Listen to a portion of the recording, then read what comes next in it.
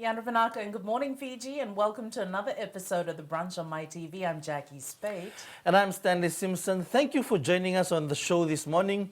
We hope you've had a great start to the week after what was an intense weekend, cheering on schools at the Coke Games.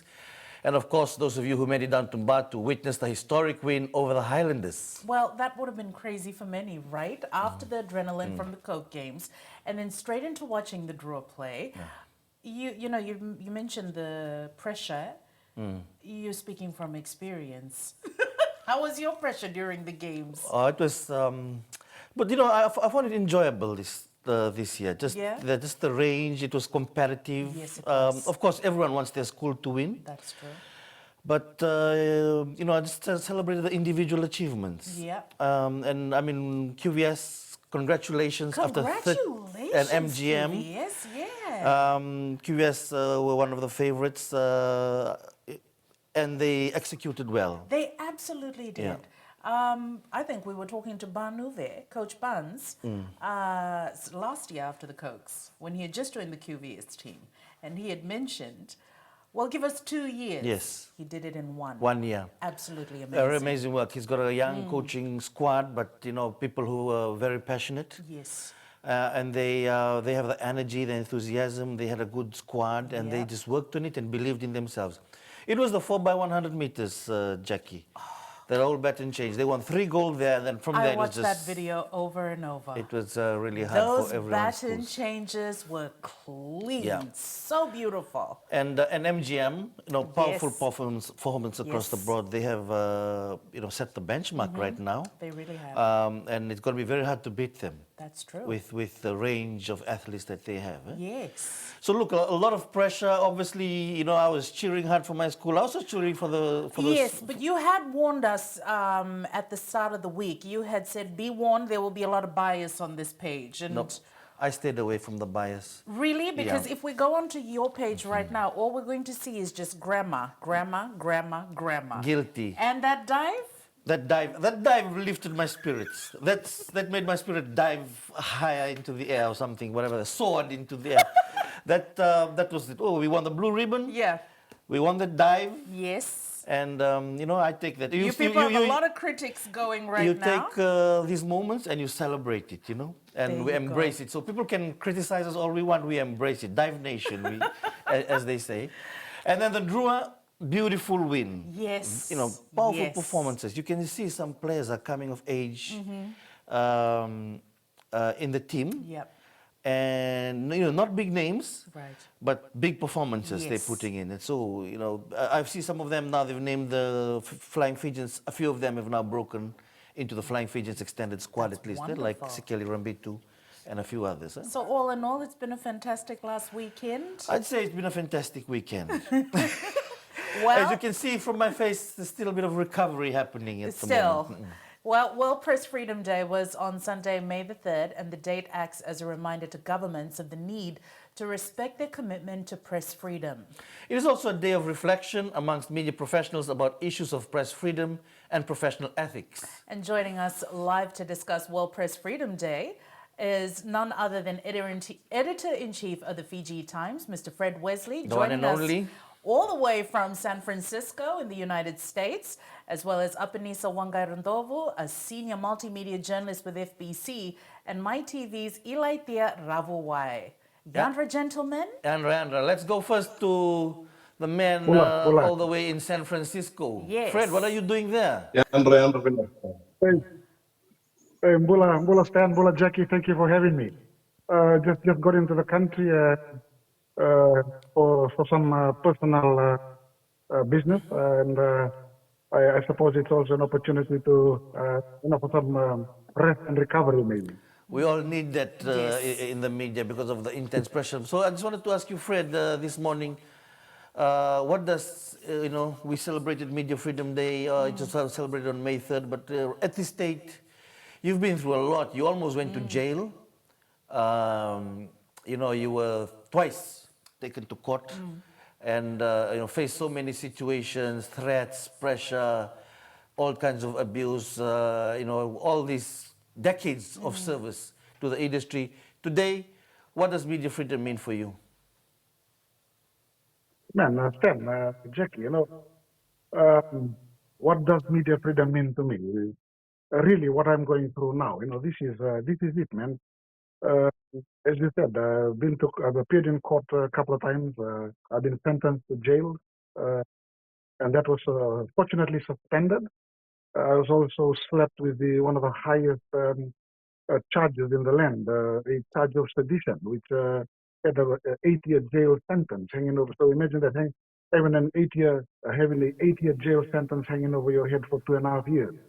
But yes, when I look around, I'm pleasantly surprised at how people have actually embraced media freedom. We've come through 16 years of suppression, there's no doubt about that. We have come through a period where the narrative was actually dictated, and information was suppressed. And for people like obviously you, Stan, and myself and other editors, Vijay and Ryan, Felix, and the rest of the crew, they were trying years. I had a staff who was arrested five times, and thrown into a cell 3 times. And the directive came from the top. So those are the kind of things I've gone through. Staff being intimidated by members of parliament and by some of our top leaders, being sworn at on the job. So now when I look back at that, I reflect on a lot of things, and I'm actually again, as I said, pleasantly surprised at how people have embraced media freedom, and a lot of people sort of unintentionally, of course, haven't grasped how bad it was over 16 years. And just as examples, I'll just quickly go through this. We have issues now, major issues with the CWM hospital, for instance. But little do we remember that this has been going on for quite some time, for a couple of years. It didn't just pop out of the woodworks. We now reflect on the drug war, the war against drugs. We're talking about methamphetamine, and there's an assumption that it just popped out of the woodwork. It hasn't. We highlighted this back in 2018, and Nakasi was labeled ice lane back in 2018. Yeah. And we're talking about a hell of a lot of things. We're talking about cocaine now. We're talking about so many things are happening. And this is why it's very, very important in any country that there is media freedom, that people in power, in authority, are held to account. And I'm very, very happy, very, very happy that it's happening. You have a lot of opinions. Social media is rife with opinions, and that's just the way it's supposed to be. Beautiful, eh? That's Well great. said. Truly a fighter and a warrior of media freedom, you are, Fred. Yes. One of the powerful things that will stick out for me for Fred was he'll tell the story when he came to court for the sentencing that day. He came with his clothes. He didn't know whether he'd go back home. Yeah. Those kind of challenges and mental Yep. pressure for doing your job. Yep. And then to go back and do your job with that kind of thoughts in the back of your mind. That's why freedom is an important concept. We're supposed to do our work freely, without fear of interference or threats or intimidation. I'd like to bring in Apenisa Waqairodovu. Ben, FBC. Good morning. Been through a lot your own sets of challenges yourselves. Ben himself has been attacked for reporting outside the courtroom. We shouldn't laugh, Ben, but these doing your in the line of duty. Exactly. Putting yourself out there to tell Yes. people how justice Yes. is. And then you're getting attacked. You put it on social media, and then you have people on social media attacking you for it, for just doing your job. So greater understanding is needed, you think, Ben?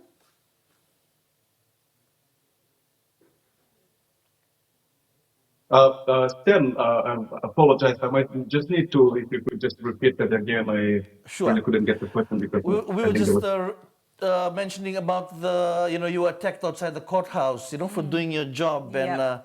and then when it was put on social media, people attacked you. So, for doing your job. But Yes. we were to ask, do you think that there's more room for more awareness and understanding of media freedom?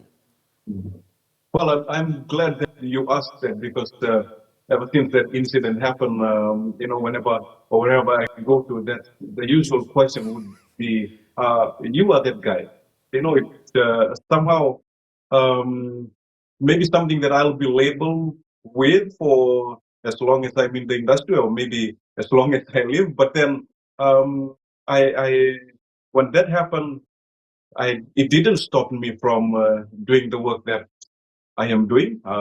As people in the industry, that's our job, to bring out the stories that people need to know and what people need to understand. But then at the end of the day, like you said, I truly believe that there needs to be a lot of awareness of the work that we do, just how important it is for people to understand that we are doing this for the people, for the community, and for our country. We all come through some challenging times, Ben.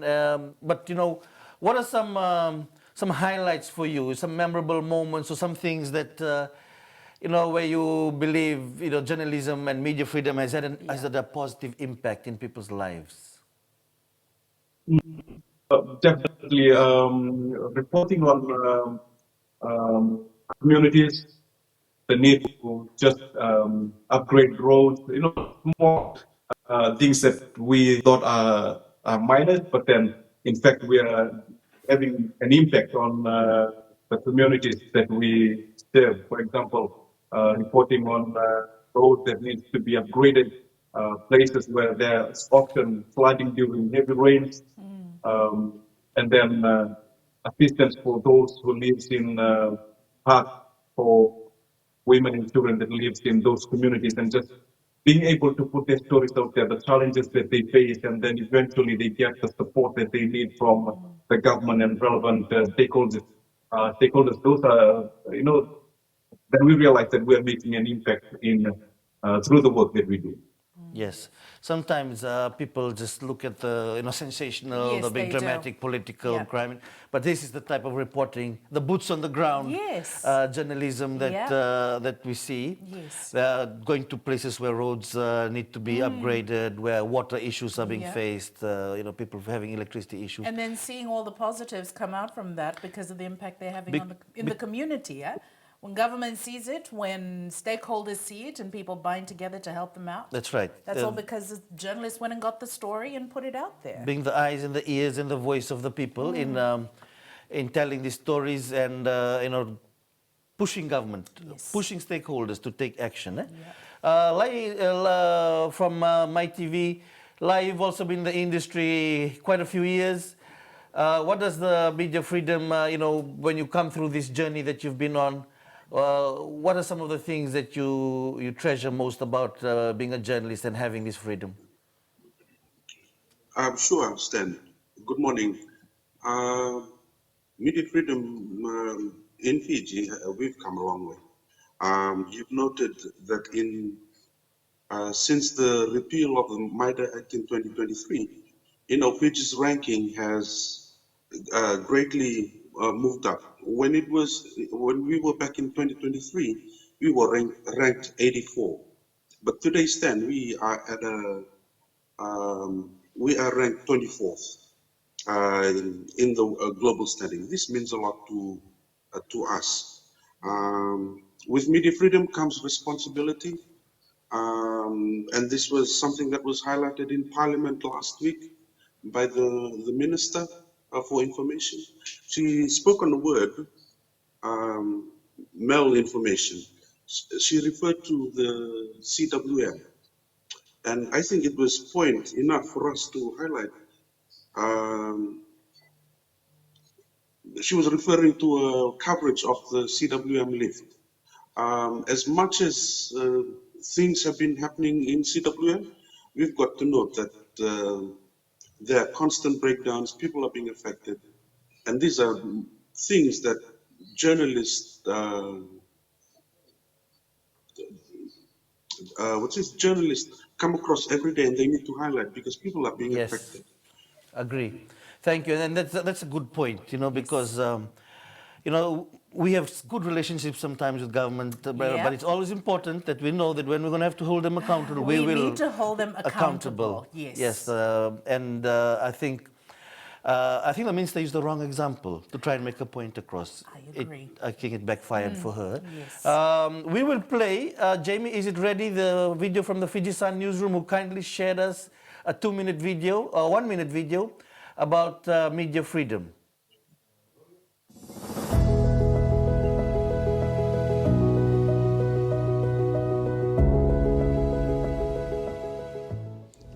Media freedom is about freedom of information that comes with responsibility. Media freedom in Fiji should mean the ability to report faithfully, independently, and without fear of political pressure, intimidation, or censorship. Fiji has now been given the privilege of having a free press. And as a journalist, most of us have a passion of being the medium of information to the mass public. And we're thankful that we have a free press in Fiji. World Press Freedom Day means we can walk freely and do our work freely. I'd like to take this time to wish all journalists in Fiji, in the Pacific, and around the world a happy World Press Freedom Day. Yenak.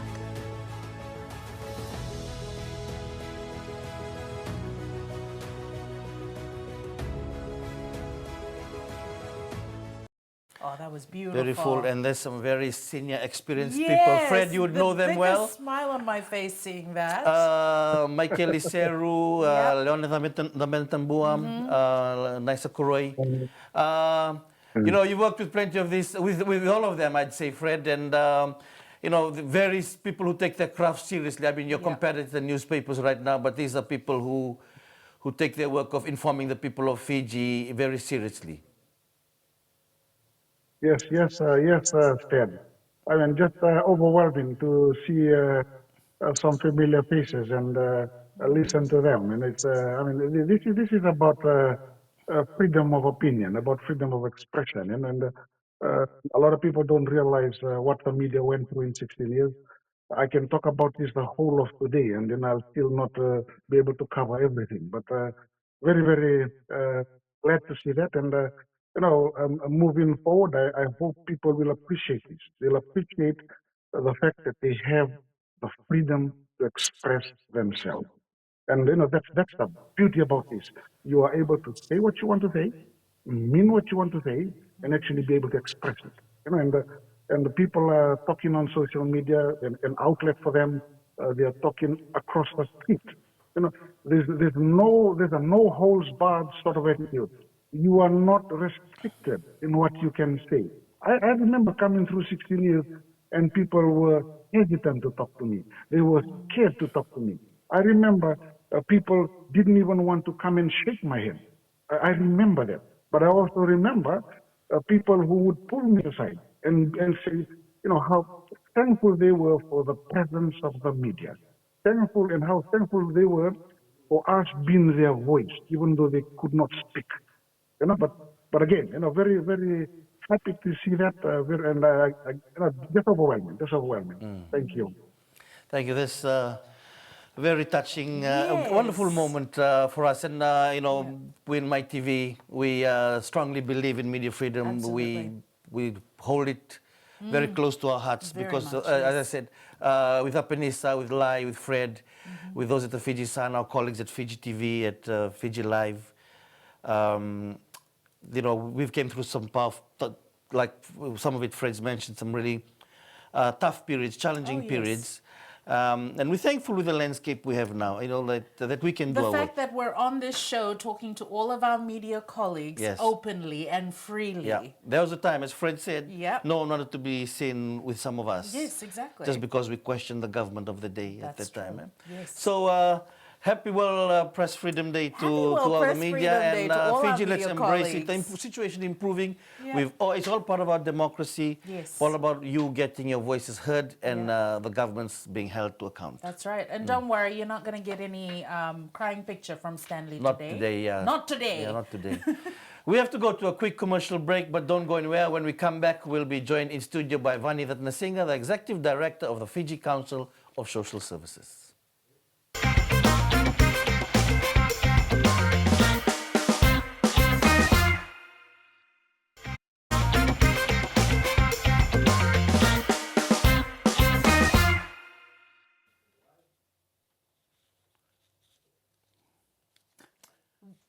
Welcome back. You're watching. JB's talking Yes, too much to us. Yes, yeah. Welcome back. Anyways, you're watching The Brunch on MaiTV, and this morning we're joined by Vani, Executive Director for the Fiji Council of Social Services. Good morning, Vani. And Ravani, always good to have you because you sit in a rare intersection. You civil society, and then you sit also the Judicial Services Commission. So you have some rare insight that many of us That's why we don't love get. having you on, all of which I'm not going to share. That's all right. Keep the integrity of your process, but you are participating in the Constitutional Review Commission submission. You presented FCOSS submission last week. We had a discussion about it 2 weeks ago that about the process, and we had the Constitutional Review Commissioners here, in which they're defending the time and the process that's underway, which is undergoing some question. But what was it like to present? Did you feel that it was a genuine process, that it's effective? Yeah, I mean, I went along with members of our board and our program manager. There's quite a lot of things that we presented on. It was across chapters 1 to 11, I think. And so we spoke to things that we knew and had, experience on. It was pretty good. The commissioners were very receptive. They posed some questions around some of what we had presented. What are the key ones that they challenge you on? I think it was on the secular state. We supported that as an organization. They asked us to sort of, talk about what, how do we reconcile that with, other submissions that have been made. We did make the point that there needs to be some, perhaps some awareness at community level, because people seem to misunderstand. So why not a Christian state? Well, a secular state is about respecting all faiths. It's not about a godless nation. We certainly want God in Fiji, and that's what we tried to point out, is that, FCOSS is made up of various faiths. People who are part of FCOSS are people of faith. They need to be the volunteers during times of disasters and emergencies. So we just said we want to ensure that, everyone can practice their faith. And that we've also seen the impacts during emergencies, when sometimes faith or your religious affiliation is what can become a barrier to accessing support during those times. So we did use that example, but we certainly think that Fiji should be a nation that expresses some sort of faith, but it cannot just impose that on others. And that's it'll be interesting to see what the commissioner come in with their recommendations on that, because there's strong opinions There is. on it at the moment, and I think a lot of it is due to the social challenges that the country faces. So a lot of people feel that we have to be faith has to govern, or we will lose our way. Like I think there's a lot of people with different faiths. Even the Itoke people, Fijian people, are embracing other faiths. Yes, they are. As we see it. But that's an interesting one. You also made some one thing. You also waded in on the FICAC debate. Yes. Saying shut it down, take it to the police. Yeah, I mean, I think which is, I must say, was Prime Minister Rambuka's position coming into the 2022 elections. Yes. Yeah, I mean, it makes sense. Like, if you look at how much we've invested in FICAC over the last few years, and when you look at their disposal rates, their conviction, their investigations. It's just, the amount of money we're putting in with the stuff that they're putting out in terms of productivity. We just don't think it's doing justice to the citizens of Fiji. I mean, there are various, if you look at it as the institution has various functions. It has prosecutorial functions, it has investigation, awareness and education. There are institutions that already do that quite effectively. So what we're saying is, we're not getting rid of, anti-corruption efforts. We're saying that we would rather prevent corruption than convict it. It costs too much. We think that we should do more effort. Well, I think there should be more effort in preventing corruption from happening. So it's about enhancing a culture of accountability in that sense. So we said, take the investigations back to police, take the perhaps the prosecutorial components or function back to DPP. They do a really great job with that. And then we're seeing the education and awareness can sit with the Accountability and Transparency Commission. I think the big issue, and Jacquee, is a challenge we have right now. This is lack of trust in institutions. There right is. now. I was thinking, good, take it, but now even the police have trust issues. I know I speak to senior police officers, and they tell me they have to do much more to rebuild trust. There's leaks. Yes. There's all kinds of allegations of bribery, corruption, undue influence.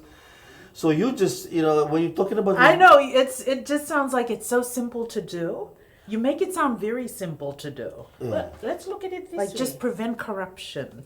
Yeah, let's look at it this way. If we were to weigh out FCOSS and police, can we go without police or can we go without FCOSS? We have to fix police. There's no.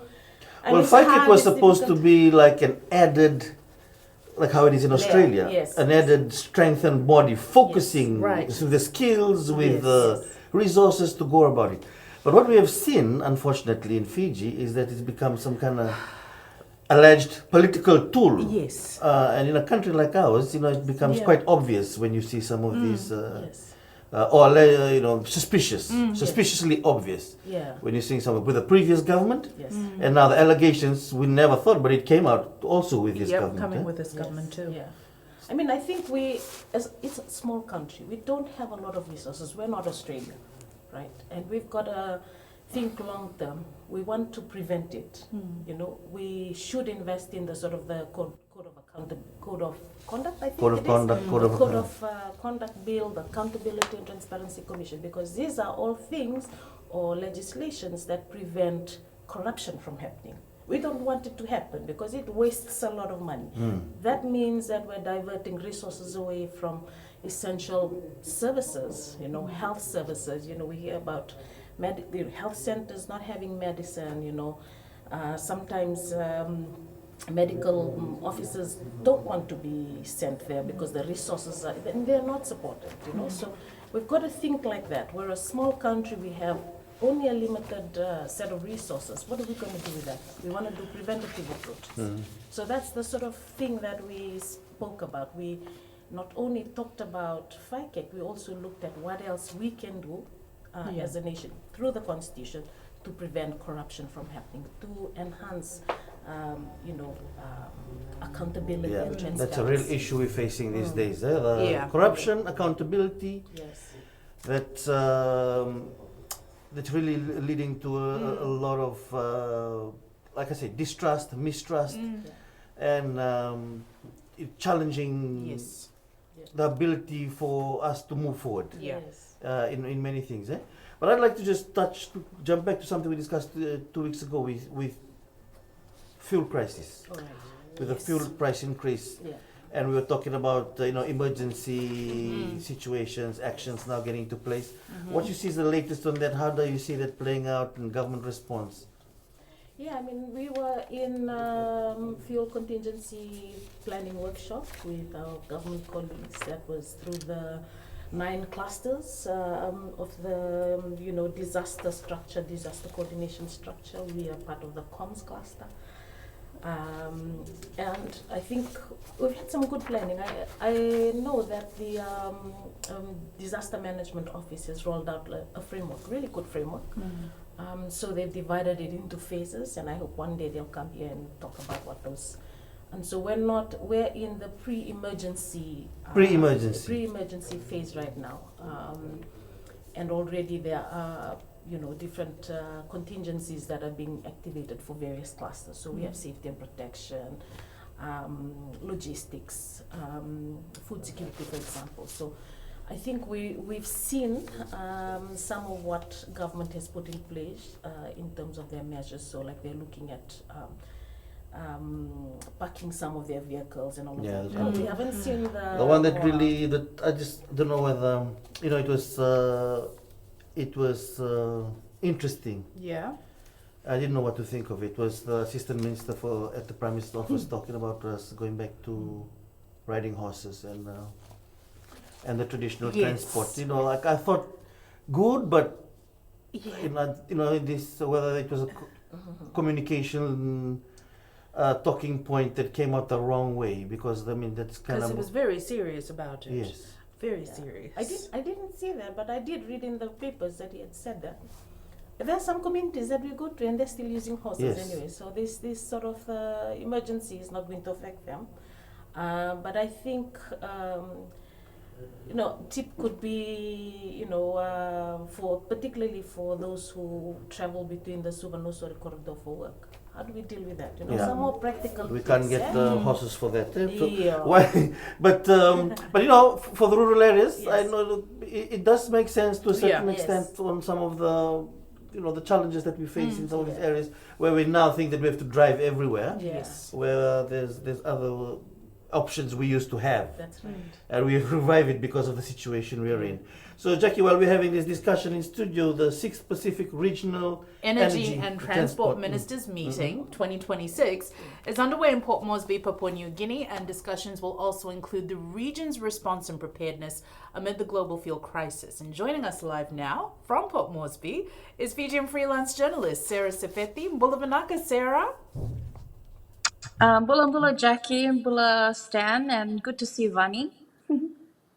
So what's happening in Papua New Guinea, and what's some of the solutions coming up from this Regional Energy Transport Ministers meeting? Well, Stan, the meeting does not officially start until tomorrow, but the head of maritime and energy transports, they've convened yesterday, and today will be their last day.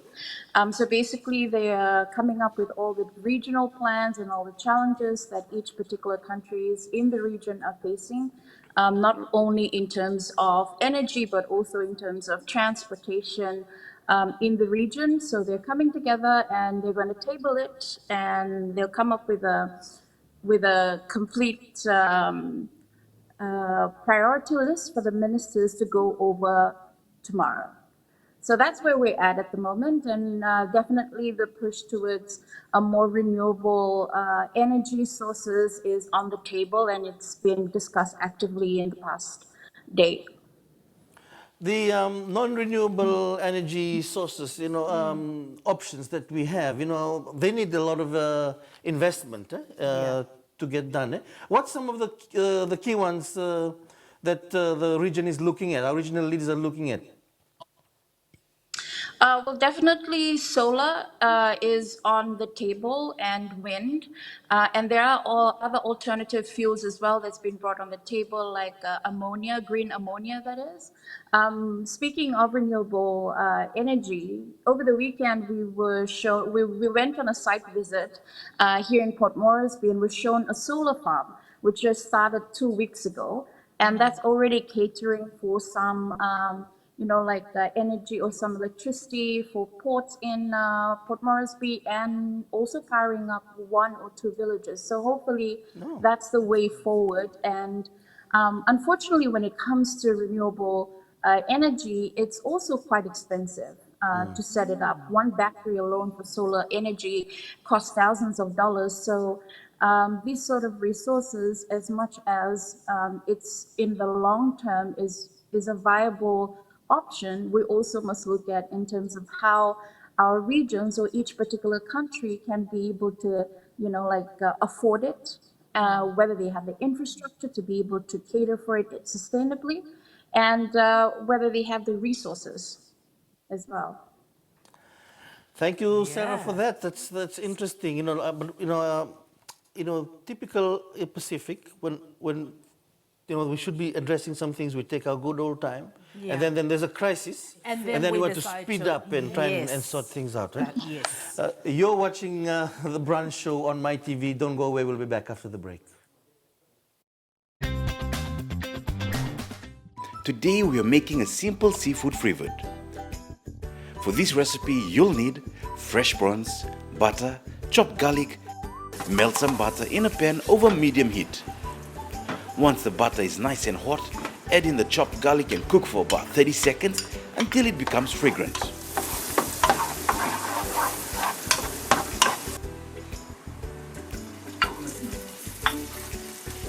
Now, toss in the prawns, give them a good stir and cook for about 2 to 3 minutes until they turn pink and tender.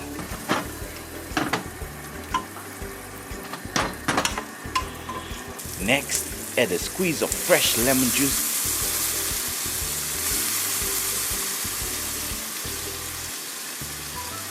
and season with salt and pepper to taste. Give everything a quick mix. And just like that, your garlic butter prawns are ready to serve. Light, tasty and packed with protein. Quick seafood dish the whole family will love.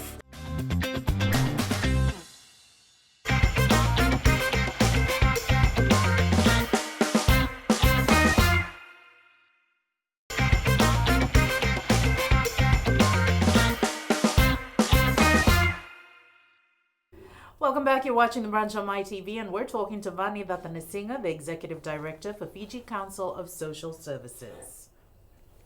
And we're discussing the Constitution Review Commission, the fuel crisis that we're facing, and another issue that came up last week. With this whole death in custody of Chone Waqairodovu Yeah. and the funeral, and then this crackdown, really strong joint task force push we've had to take out the drug syndicates Yeah. operating in the country. Then we had that tragic and dramatic roadblock police chase that ended up in the Minister for Defense, His daughter. no less. The daughter severely injured Yes. in ICU at CWM Hospital, and the very start to create a bit of fear. There was talk about guns, and then there was this. There's just so many moving parts to Moving this parts. right Then now. there was the talk about the gun being seen in the Yeah. car, which we now No, know it's, is a toy, but it's a BB gun Yes, it's a big gun. at short range Yeah. Yeah. that can injure you. Yes. And all the talk came, and then we heard of state of emergency. Yeah. I wanted to get your views, Vani, before we cross to Lusi at a workshop in Turek, about where do you see the the balance between robust action to fight drugs and sticking to the rule of law. Yeah, I think we reflected on our first statement when we were, prompted by the media for a response on the escalating drug crisis, and we had mentioned in our statement that because there is no state of emergency that has been, there hasn't been any declaration. We expect that the rule of law is upheld, that due process is followed, because what we were seeing, we work in emergencies as well. We work with contingency plans. We know what triggers and activations are like. So we were looking at what was being reported and what was coming out in terms of statements of assurances to the public. Just wasn't consistent. So we had put that in our statement about 3 weeks ago, and so last week it was sort of highlighted by the media. Given that accident and sightings by the public, and what is being shared on social media is just even adding fuel to the fire. It was good to get that assurance, this week, maybe perhaps end of last week, that there's no need for that.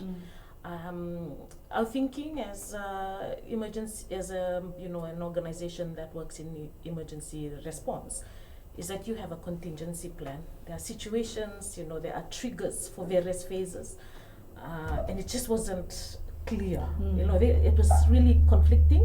So You didn't think the information was enough, or the situation wasn't threatening enough to involve them? well, the death of Vakarisi in custody signaled very, it was very alarming for us. It said, okay, is there more risk? Is that why he died in custody? What are you not telling us? This is why we said, if there's a lot of risk, if there's, things that you haven't told us, then... Well, they had, they had put out a statement a week earlier, Yes. 2 weeks earlier, Yeah. stating that there was an attempt on the armory. Yes. Yes. And then Vakarisi's death in custody. Yeah. And then they put out a statement of the presence of armed or whatever, destabilizing elements. Yes. Forgot the correct word that they Yes. used. That they talked about that were intent on causing destabilization in the country. I'm trying to get where, who are those? Yes. Yeah. I mean, for me, if there's been 2 attempts on the armory, whether at Lotok or Suva, that for me alone, and I'm perhaps in emergencies, disaster emergencies or natural disasters might be very different, but attempts on the armory is very, very dangerous, right? So for me, it was like, okay. Given our history too. Given our history, Yes. right? And then someone died in custody. Yeah. So I wondered what the, the threshold of risks. I was like, okay, if this is what has happened, what is the activation? What is the trigger? So them coming out last week to say no need for a state of emergency is, okay, great. They probably have, things under control. Maybe the armory is safe. And so that's what we wanted, just clear messaging about. But Vani, I'd like to still go back to that initial statement when they talked about elements, the presence of elements intent on destabilizing the country, and that there were the presence of weapons. Yes. And we still haven't found those, or maybe they found, we're not told, because they were talk of drones and things like that, and there is the word from the people who are being affected saying, no, the military is making this up, the conspiracy. Yes. Or it's an election year. It's an election year, and all this is. So we really need some proper briefing, Yes. from the security forces yes. to Yeah. break down Yeah. everything itself. Because putting one statement alone, I think, is just adding more dramatic Yes. Yeah. statements. And the interesting thing is the public is quite fine. Yes, more state of emergency, let's have it. Yeah. I don't think they truly understand. What a state of Yes, emergency yes, is. Yes, the implications. I think the interview by former Attorney General Graham Leung on ABC was quite specific. Because I often approach this from a emergency response or disaster response actually. So when he explained what would happen in terms of what the law said, it has some implications on the economy, parliament, and our rights, our Bill of Rights. We were talking about clawback clauses and all of that. All of that stuff is going to come into effect when there's a state of emergency. So it's about weighing out, what are we willing to sacrifice, perhaps for a short period of time, for so that we can have a handle on the escalating drug crisis. So I think those kinds of discussions took place at the Security Council. Hopefully it did. And whether That's it was why we really came up that with seriously. that So statement. eventually, it's not a state of emergency that Yeah. we're at. Yeah. We'll cross now to Lucy. You're at Lucy. Are you on? Novotel? Lucy, can you hear us, Lucy? Dan. And Ravinaka, Yes, I you're can at hear the you. Novotel in Lami. You're doing a workshop on artificial intelligence and disinformation. And I understand the Minister for Information opened the workshop this morning. Yes, Dan. Unfortunately, Minister Linda Tambuya couldn't make it, but in her stead, her permanent secretary came to, Ms. Nantakuitavuki came to open the workshop. It's a workshop on journalism, disinformation, and the handling of the AI. It's being facilitated by the Australian Associated Press. So we're only into the first part of the workshop now, but it looks after how we can pre-bunk false information and things, that can lead the public astray. This is particularly in lead up to the elections. I think one of the first notes that were done was many times mainstream media houses, mainstream journalists spend a lot of time debunking things. So the workshop today is looking at how we can pre-bunk these things before events happen and before something like the elections takes place. So that's a concept I didn't hear of before. Pre-bunking. I heard of Yes. debunking. So that's Yeah, interesting and good training, I'd say. I was interested to hear what the Minister for Information would have said if she came, because has been one of her key issues. She's been talking about disinformation. And what was the message from the Permanent Secretary? She just spoke about how in this day and age the work is harder in trying to help the public take apart what is real and what is not, what is fake and what is not. Now that we're also racing with AI in all aspects of community, whether it be music, whether it's news and everything. And so there were some examples that were brought up about lately about how during Tropical Cyclone Vayanu, and how there was a fake poster put out that all civil servants could take the next few days off, and that was all fake. So those are some of the examples that we've had time to look at this morning. And on Thursday, though, the same workshop is being run for communications officers, liaison officers in the government, all across all departments and ministries, to also help them in their work. The Permanent Secretary, just also encouraged journalists to keep on, because she did say they realized that, we're having to battle misinformation, disinformation, and now malinformation that's on social media, which makes the work of mainstream journalists even harder. Thank you, Lucy, for joining us and outlining that. It goes back to what we were talking about, about the situation we're facing on with this whole state of emergency. That what information is correct, and I'm seeing a lot of AI, that people are believing and sharing and pushing out. So this pre-bunking is a pretty good idea. I think we really need to start thinking ahead and anticipating some of this. I think NGOs had gotten together 2021 to talk about a CSO contingency plan, and that was because we had come out of COVID and multiple cyclones, and had to really stretch our resources to be able to help support it. But one of the things that we did in that exercise was to look at risks, and I was really surprised when we talked about risks, because we have to develop countermeasures, was misinformation and misinformation during elections. And so the NGOs, so I had to ask them again, are you sure that this, yes, because then it can lead to, this is what they provided as feedback, yes, because then it can lead to all of this, reaction by government. And government, when it gets distracted, we're going to have to step in and provide those essential services that they're supposed to provide. So they did forecast that it'll come to this sort of a situation. We then encountered this situation occurred during elections, and we had a contingency plan that addressed that. That's why we were able to kind of shoot down misinformation, because CSOs had forecasted that part of the risk that we have to deal with during emergencies is misinformation. That's, Before we go to break, Jacquee, I just want to point out that word really caught my distraction. Yes. Because I think it's almost deliberate distraction. Deliberate, yes. Because the country is going on one way, and then these people spread something, and then like a whole government. You're trying to just focus there, and you're looking everybody, here. journalists will all run, and then something drops, and then we need to have a bit more steady Yes. Yeah. the Yes. foundation Yeah. in dealing with some of these issues. Absolutely. Well, we'll be right back after this short break, but first we'll join Alphonsus with some of the great products at Extra Supermarket.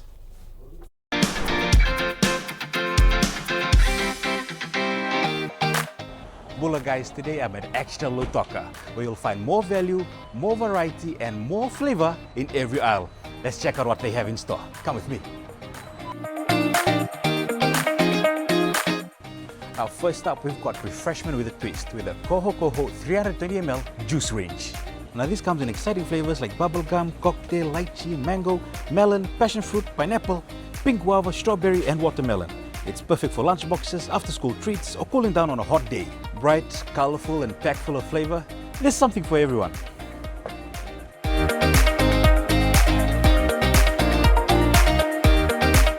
Now, next up, we've got something special for your furry friends. You can't go wrong with Farmers Market.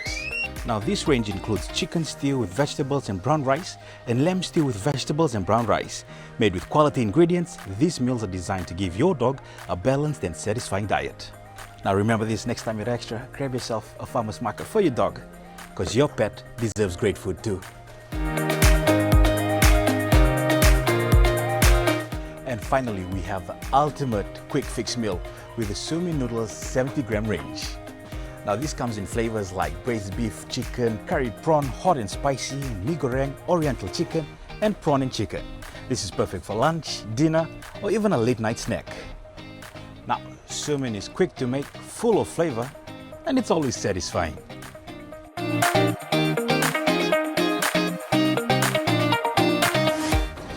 Now, from fruity drinks, pet food, and quick meals, everything you need is right here at Extra.